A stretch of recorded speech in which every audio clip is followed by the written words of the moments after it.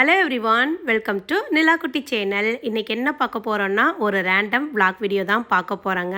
Short video பார்த்துட்டே நிறையா பேர் கேட்ட கேள்வி என்னென்னா, கௌரி வாய்ஸ் என்னாச்சு, உடம்பு சரியில்லையா அப்படின்னு நிறையா பேர் கேட்டிருந்தீங்க. உடம்பெல்லாம் நல்லா தாங்க இருக்குது, எந்த பிரச்சனையும் இல்லை. சளி கூட பிடிக்கல, ஆனால் வாய்ஸ் மட்டும் பார்த்திங்கன்னா ஃபுல்லாக சேஞ்ச் ஆகிடுச்சு. வாய்ஸ் சேஞ்ச் ஆகிறதுக்கு காரணம் இதை பாருங்கள், நீங்கள் வீடியோவில் பார்க்குறீங்க இல்லைங்களா, இந்த இடம்தான். லீவு விட்டதுலேருந்து ஒரு 20 நாளாக தினமும் என்ன வேலைன்னா, மதியம் ஒரு மணி போல் கிணத்துக்கு போனோம்னா 2 மணி 3 மணி தின்னையும் கிணத்துல விளையாடுறது தான் வேலையே. குட்டீஸ்கெல்லாம் நீச்சல் கற்றுக் கொடுக்கலாம் அப்படிங்கிறதுக்காக அந்த வேலை டெய்லியுமே செஞ்சுக்கிட்டு இருக்குங்காட்டி கிணத்து தண்ணிக்கு சளி பிடிக்கும் அப்படின்னு தான் நான் நினச்சேன். ஆனால் சளியெல்லாம் எதுவுமே பிடிக்கலிங்க. வாய்ஸ் மட்டும் இந்த அளவுக்கு சேஞ்ச் ஆகிடுச்சு. இன்னுமே அந்த பழைய வாய்ஸ் வரல. அதனால் நான் என்ன பண்ணிட்டேன்னா, இப்போ குட்டீஸை மட்டும் கிணத்துக்கு கூட்டிகிட்டு போகிறது, ஹஸ்பண்ட் மச்சாண்டார் எல்லாம் பார்த்துக்கிறாங்க. ஆனால் நான் பார்த்திங்கன்னா கொஞ்சம் கிணத்துக்குள்ள இறங்குறது கிடையாது. அச்சோ, என்னோடய பழைய வாய்ஸ் வந்தால் போதுண்டா, இந்த வாய்ஸை என்னாலேயே காதில் கேட்க முடியலை அப்படிங்கிற மாதிரி நினச்சிக்கிட்டு நான் பார்த்திங்கன்னா கொஞ்சம் கிணத்துக்குள்ளே இறங்குறத அவாய்ட் பண்ணிட்டேன். ஆனால் குட்டீஸ் எல்லாமே இன்னுமே பார்த்திங்கன்னா நீச்சல் கற்றுக்கிட்டு தான் இருக்காங்க. அதனால தான் வாய்ஸ் சேஞ்ச் ஆகிடுச்சு. நிறைய பேர் இந்த கொஸ்டின் கேட்டிருந்தீங்க. அவங்களுக்காக இந்த வீடியோவில் சொல்லிட்டேன். குட்டீஸ் இப்போ 4 பேர் வீட்டில் இருக்காங்க. ஆல்ரெடி ஒரு ஷார்ட் வீடியோலையும் சொல்லியிருந்தேன் யார் அப்படின்னு. இருந்தாலும் நிறைய பேர் கமெண்ட்ஸில் கேட்டுகிட்டே இருக்கீங்க. இன்னும் 2 புது குட்டீஸ் இருக்காங்க. அவங்க 2 பேரும் யார் அப்படின்னு, ஹஸ்பண்டோட தம்பி குழந்தைங்க அவங்க 2 பேரும். இது வரைக்கும் வீடியோஸில் காட்டினதில்லை. இந்த லீவுக்கு ஊருக்கு வந்திருக்காங்க. சரி, இந்த டைம் காட்டலாம் அப்படிங்கிறதுக்காக காட்டினோம். 4 பேர் வீட்டில் இருக்குங்காட்டி பார்த்திங்கன்னா வேலைகளும் 4 பேரும் ஷேர் பண்ணி செஞ்சுக்கிறாங்க. விளையாட்டு, ஆட்டம், பாட்டம், கொண்டாட்டம்னு நல்லா ஜாலியாக இருந்துக்கிட்டு இருக்காங்க. 4 பேருமே சைக்கிள் ஓட்டுறது, கிணத்துல போய் நீச்சல் அடிக்கிறது, வீடு கூட்டுறது, பாத்திரம் கழுவுறது, வேலை செய்கிறதுன்னு எல்லா வேலைகளையும் செஞ்சும் கொடுத்துட்றாங்க. அவங்களும் பார்த்திங்கன்னா நல்லா ஜாலியாக எடுத்துக்கிட்டு இருக்காங்க. இப்போ ஸ்கூல் லீவு அப்படிங்கிறதால காலையில் கம்பல்சரி எந்திரிக்கிறதே 8 மணியிலிருந்து 9 மணி ஆகிடுது. அந்த டைமுக்கு தான் எல்லாருமே எந்திரிக்கிறோம். இன்னும் எழுந்து பெட்ஷீட் தலைவாணி எல்லாம் கூட எதுவுமே மடிக்கலை.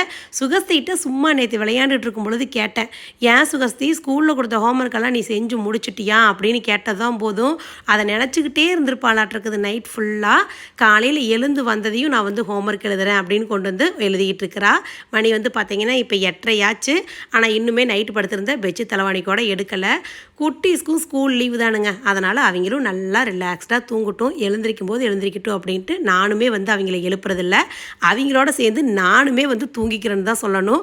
நானுமே 8 மணி தின்னி இப்போல்லாம் பார்த்திங்கன்னா தூங்கிக்கிறேன். அவங்க 3 பேருமே எழுந்தாச்சு. ஆனால் சன்சி மட்டும் பார்த்திங்கன்னா இன்னும் இழுத்து போத்திட்டு தூங்கிட்டு இருக்கா. இவங்க 2 பேரும் தான் ஹஸ்பண்டோட தம்பி குழந்தைங்க. ஃபஸ்ட்டு பாப்பா ரெட் கலர் ட்ரெஸ் போட்டிருக்கா இல்லைங்களா, அவள் பேர் அக்ஷயா. சன்சிக்கும் அக்ஷயாவுக்கும் ஒரு 2 மாதம் வித்தியாசம். அவளும் 7th முடிச்சு 8th போகிறா. அதுக்கப்புறம் பார்த்திங்கன்னா தம்பி, அவன் பேர் அபிஷரன். ஃபஸ்ட்டு சன்சி, அடுத்து அக்ஷயா, அடுத்து அபிசரன், அதுக்கப்புறம் சுகஸ்தி. இந்த மாதிரி லைனில் வருவாங்க. ஹஸ்பண்டோட ஓன் பிரதர், ஹஸ்பண்ட் அவங்க தம்பி 2 பேர் தான் எங்கள் வீட்டில் பசங்க. அவங்க கூட பிறந்தது அக்கா எல்லாம் யாருமே இல்லை. கூட பிறந்த அக்கா கிடையாது. இவங்க 2 பேரும் தான் பசங்க. அவங்களோட குழந்தைங்க தான் இவங்க. 4 பேர் பார்த்திங்கன்னா ஆட்டம் பாட்டம் விளையாட்டு தான். இந்த வீட்டுக்குள்ளே மீன் தொட்டி வச்சுருக்கோம் பார்த்தீங்களா, இது கொஞ்சம் வேலை பிடிக்குதுங்க. 15 நாளைக்கு ஒருக்கா இல்லைன்னா வாரத்துக்கு ஒரு முறை எடுத்து இது போல் நல்லா க்ளீன் பண்ணி விட்டு மறுபடியும் தண்ணி ரீஃபில் பண்ணி செடியை கழுவி விட்டு வச்சு மீனை எடுத்து ஊற்றி மறுபடியும் மீனை எடுத்து வச்சு அப்படிங்கிற மாதிரி வேலை கொஞ்சம் அதிகமாக செஞ்சுட்டே இருக்கிற மாதிரி இருக்குது.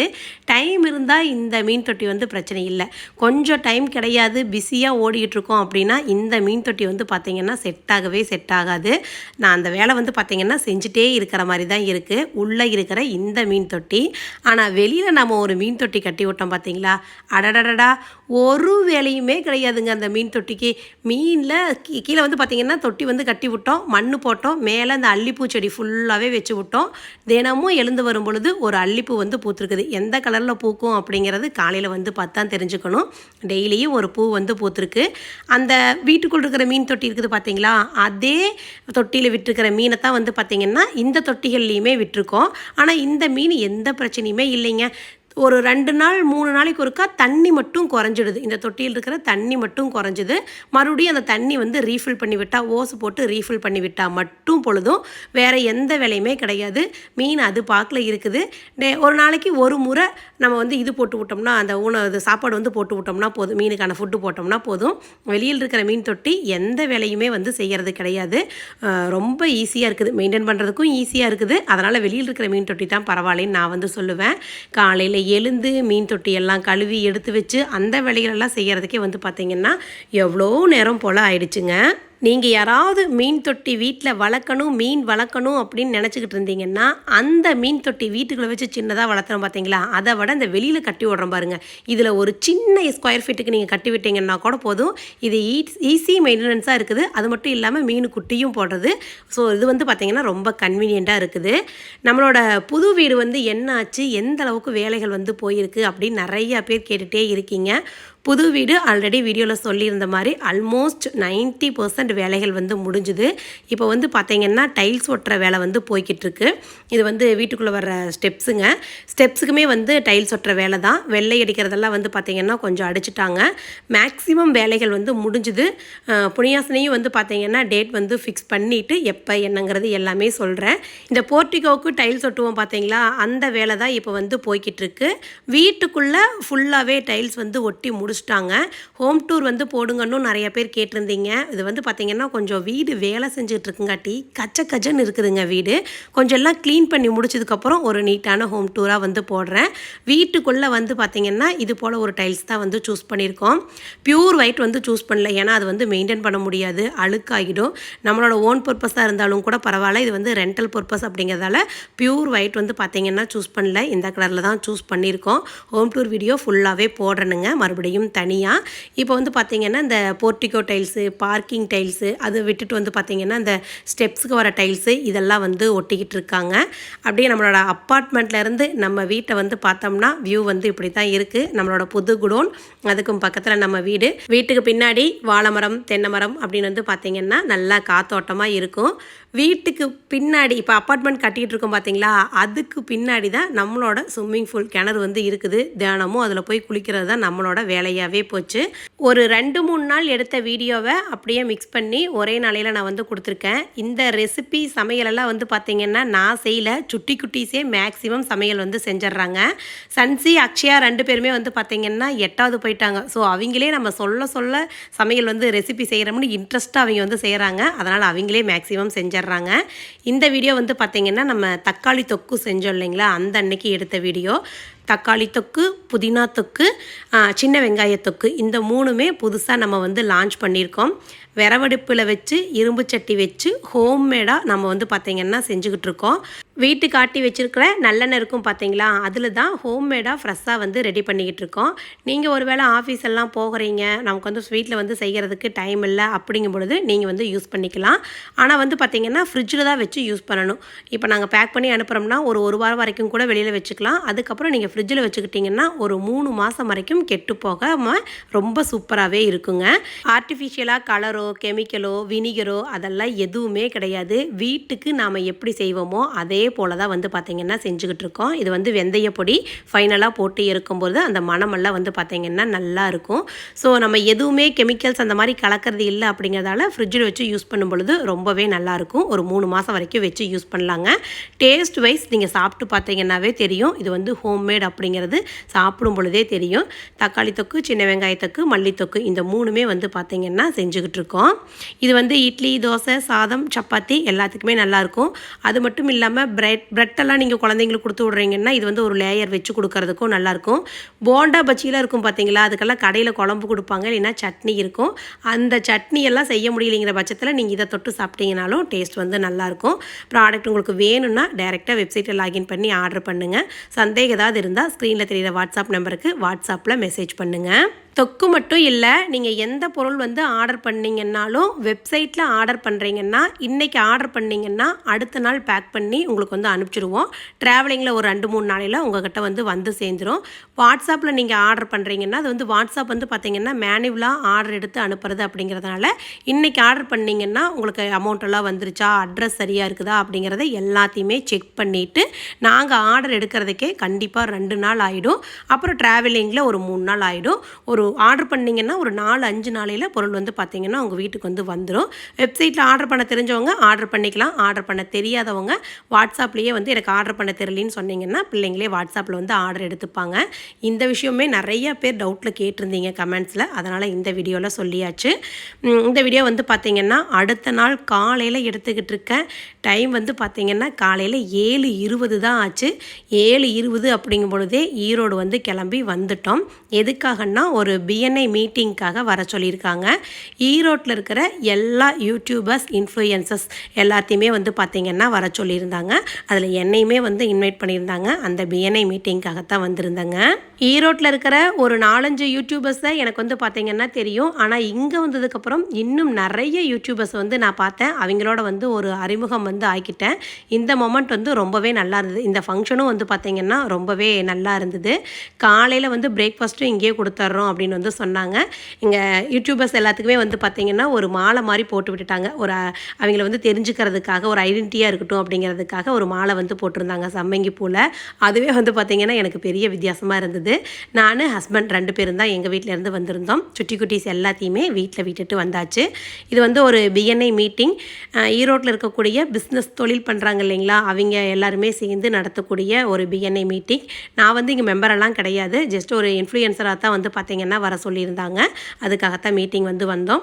மீட்டிங் ரொம்பவே நல்லா இருந்தது. நிறையா தொழில் செய்யக்கூடியவங்க எல்லாருமே வந்து ஒரே இடத்துல இருக்கிறது வந்து பார்த்திங்கன்னா பார்த்துக்கிட்டோம். அது மட்டும் இல்லாமல் எங்களை யூடியூபர்ஸ் எல்லாம் ஏன் வந்து வர சொன்னாங்கன்னா, இவங்களோட தொழில் இது வந்து செய்கிறாங்க இல்லைங்களா, பிஸ்னஸ் வந்து செய்கிறாங்க இல்லைங்களா, அவங்களோட பிஸ்னஸை வந்து ப்ரொமோஷன் பண்ணுறதுக்காகவும் எப்படி பண்ணுறாங்க அப்படிங்கிறது எல்லாமே இது பண்ணுறதுக்காகவும் தான் வர சொல்லியிருந்தாங்க. நாங்களும் வந்தாச்சு. மீட்டிங் எல்லாமே முடிச்சுட்டு அங்கே வந்த இன்ஃப்ளூயன்சஸ் எல்லாத்துக்குமே வந்து பார்த்திங்கன்னா ஒரு அவார்டு வந்து கொடுத்தாங்க. பிரேக்ஃபாஸ்ட்டும் அங்கேயே வந்து கொடுத்துட்டாங்க. ரொம்ப சூப்பராக இருந்ததுங்க பிரேக்ஃபாஸ்ட்டு. உங்கள் எல்லாத்துக்குமே தெரியும், அம்மா கைப்பக்குவம் அவங்களோட சின்ன மருமகள் ஜீவி. அம்மா கைப்பக்குவம் வந்து பார்த்திங்கன்னா ஆல்ரெடி நாங்கள் 2 பேருமே வந்து ரொம்ப ஃப்ரெண்டு தான், நல்லா தெரியும். ஜீவியும் இதுக்கு முன்னாடி ஒரு 2-3 முறை வந்து பார்த்துருக்கோம், பேசியிருக்கோம். அம்மா கைப்பக்குவத்துக்கும் அவார்ட் கொடுத்தாங்க, ஜீவிக்கும் வந்து கொடுத்தாங்க. நாங்கள் வந்து பார்த்திங்கன்னா எனக்கும் கொடுத்தாங்க. 3 பேரும் வச்சுக்கிட்டு வீடியோ எடுக்கிறது, ஃபோட்டோ எடுக்கிறது, இந்த வேலைகளெல்லாம் நேரம் பண்ணிக்கிட்டு இருந்தோம். அதுக்கப்புறம் இங்கே வாங்க அப்படியே ஈரோட்டில் இருக்கிற எல்லா இன்ஃப்ளூயன்சர்ஸையுமே அப்படியே ஒரு ரவுண்டு வந்து நம்ம வந்து பார்த்துடலாம். நானும் ஹஸ்பண்ட் 2 பேரும் போயிருந்தோம். நாங்கள் 2 பேரும் போய் வாங்குகிற 2வது 3வது அவார்டுன்னு நினைக்கிற இந்த அவார்டு ரொம்ப சந்தோஷமாக இருந்தது. சேலத்தில் அவார்டு கொடுத்தப்போ அவரால் வர முடியல, உடம்பு சரியில்லை. பட் இந்த முறை ஈரோட்லேயே கொடுக்கும் பொழுது அவரும் கூட வந்ததும் சந்தோஷமாக இருந்தது. இங்கே இருக்கிறவங்க எல்லாருமே வந்து பார்த்திங்கன்னா ஈரோட்டில் இருக்கிற யூடியூபர்ஸ் தான். உங்களுக்கு எல்லாத்துக்குமே மேக்ஸிமம் தெரியும்னு நினைக்கிறவங்க எல்லாத்தையுமே. இதெல்லாம் ஒரு தொழிலா, யூடியூபெல்லாம் ஒரு வேலையா அப்படின்னு கேட்டாங்க. என்னடா இப்படி சொல்கிறாங்களே அப்படின்னு நானெல்லாம் யோசிச்சிருக்கேன். ஆனால் நம்மளை மாதிரி இத்தனை பேர் இருக்கிறாங்க அப்படின்னு பார்க்கும்பொழுது ரொம்ப சந்தோஷமாக இருந்தது. ரொம்ப ரொம்ப நல்ல ஒரு மொமெண்ட்டாக இருந்தது. நிறையா பேர்த்த பார்த்தோம், நிறையா பேர்த்தோட அறிமுகம் வந்து கிடச்சிது. அங்கேயே பிரேக்ஃபாஸ்ட் வந்து சாப்பிட்டு அப்படியே கிளம்பிட்டோம். டிமார்ட்டில் கொஞ்சம் திங்ஸ் எல்லாம் வாங்க வேண்டியது இருந்தது. அப்படியே போயிட்டு போயிடலாமா அப்படின்னு கேட்டேன் ஹஸ்பண்ட்டை.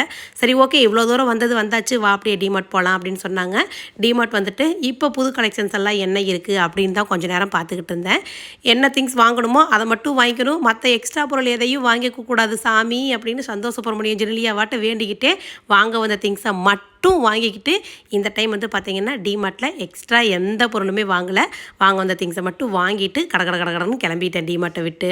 இந்த saree எங்கே வாங்கியிருந்தீங்கன்னு நிறைய பேர் கேட்டிருந்தீங்க ஷார்ட்ஸில். இந்த வீடியோ வந்து போட்டிருந்தப்ப இந்த saree வந்து பார்த்திங்கன்னா லக்ஷ்மி பொட்டிக், இன்ஸ்டாகிராமில் அவங்க ரொம்பவே ஃபேமஸ், அவங்க கிட்டேருந்து வாங்கினது தான். இது வந்து லினன் காட்டன் சாரின்னு நினைக்கிறேன். 899 799 வந்துச்சு. ஓகே நல்லா இருக்குது அப்படின்னு சொல்லுவேன், ஆனால் ரொம்ப சூப்பர் அப்படியெல்லாம் வந்து சொல்லலை. இப்போ இந்த saree வந்து பார்த்திங்கன்னா இப்போ தான் 2வது முறை நான் வந்து கட்டுறேன். அந்த டைமிங்லேயே ஒரு மாதிரி saree வந்து வதன்னு போயிடுச்சுன்னு சொல்லலாம். அந்தளவுக்கு ஸ்டிஃபாக நிற்கல, ஒரு மாதிரி வதன்னு போயிடுச்சு. ஓகே அப்படின்னு தான் நான் சொல்லுவேன். ரொம்ப சூப்பர் குவாலிட்டி அந்த மாதிரியெல்லாம் நான் சொல்ல மாட்டேன். ஓகே, பார்க்குறதுக்கு ரொம்ப அட்ராக்டிவாக இருக்குது. வியர் பண்ணியிருக்கிறதுக்கும் நல்லா தான் இருக்குது. ஆனால் வந்து பார்த்தீங்கன்னா ஒரு மாதிரி வதவதன்னு போயிடுச்சு. அந்த அளவுக்கு நல்லா இல்லை. நிறைய பேர் கேட்டிருந்தங்காட்டி இந்த வீடியோலையும் சொல்லிட்டேன். அந்த பிஎன்ஐ மீட்டிங் வந்து போயிருந்தோம் இல்லைங்களா, அங்கே வந்து கொஸ்டின் வந்து கேட்டாங்க. நிறையா பேர் பேசுனாங்க. அவங்க பேசுனதுலேருந்து கொஸ்டின் வந்து கேட்டாங்க. அதுக்கு கரெக்டாக பதில் சொல்கிறவங்களுக்கு, ஆன்சர் சொல்கிறவங்களுக்கு கிஃப்ட்டு தரேன்னு சொன்னாங்க. நான் வந்து பார்த்தீங்கன்னா அங்கே அத்தனை பேர் இருந்தாங்க. அதில் அப்படியே கரெக்டான ஆன்சர் சொல்லி அப்படியே அந்த கிஃப்ட்டுமே வாங்கிட்டு வந்துட்டேன். என்ன கிஃப்ட்டாக இருக்கும், என்ன கிஃப்ட்டாக இருக்கும்? எனக்கு டிமார்ட் இருக்கும் பொழுதெல்லாம் இதே யோசனையாக தான் இருந்தது. ஹஸ்பண்ட்டை சொல்லிகிட்டே இருந்தேன், ஏங்க என்ன கிஃப்ட்டாங்க இருக்கும் அப்படின்னு கேட்டுகிட்டே இருந்தேன். தெரியல, ஊடு போய் இன்றைக்கி பார்த்துக்கலாவா அப்படின்னு சொன்னார். வீட்டுக்கு வந்ததுக்கப்புறம் ஓப்பன் பண்ணி பார்த்தா இந்த சின்ன ஹாட் பேக்குங்க ரொம்பவே சூப்பராக இருக்குது. மீன்மார்க் ஹோம் அப்ளையன்சஸ் அவங்க தான் வந்து கொஸ்டின் வந்து கேட்டாங்க. அதுக்கு தான் ஆன்சர் பண்ணேன். அது எப்போ இருந்து ஸ்டார்ட் பண்ணதுன்னு கேட்டாங்க. 1980 ஸ்டார்ட் பண்ணாங்கன்னு சொன்னோம். அது சொன்னதையுமே இந்த ஹாட் பாக்ஸ் வந்து பார்த்திங்கன்னா கிஃப்டாக கொடுத்தாங்க. அது இல்லாமல் நாம் வாங்கின அவார்டு கொண்டுக்கிட்டு வந்து நம்ம பிள்ளைங்கக்கிட்ட காமிச்சு அவங்களும் பார்க்குறதுல ரொம்ப சந்தோஷம்தான். நாங்கள் 2 பேரும் காலையிலேயே மீட்டிங் இருக்குது அப்படிங்கிறதால கிளம்பிட்டோம். சுட்டி குட்டீஸ்த்தையும் சொல்லிட்டோம், காலையிலேயே நாங்கள் போயிடுவோண்டா அப்படின்னு சொல்லிட்டு. அவங்க எல்லாத்தையுமே வந்து பார்த்திங்கன்னா மாமா வந்து பார்த்துக்கிட்டாங்க. 4 பேர்த்தையுமே மீட்டிங் அட்டன் பண்ணது, அவார்டு வாங்கினது, ஒரு கிஃப்ட் வாங்கினது, இது எல்லாமே வந்து பார்த்திங்கன்னா ரொம்ப சந்தோஷமாக இருக்குது. இந்த வீடியோ இந்த சந்தோஷத்தோடு முடிச்சுக்கிறேனுங்க. இந்த வீடியோ இதோட முடியுது. இந்த வீடியோ உங்களுக்கு பிடிச்சிருந்தா வீடியோக்கு ஒரு லைக் கொடுங்க. நீங்கள் ஃபஸ்ட் டைம் என் சேனலுக்கு வந்தால் கீழே இருக்கிற ரெட் கலர் சப்ஸ்கிரைப் பட்டன் அழுத்தி சப்ஸ்கிரைப் பண்ணிக்கோங்க. தேங்க்ஸ் ஃபார் வாட்சிங்.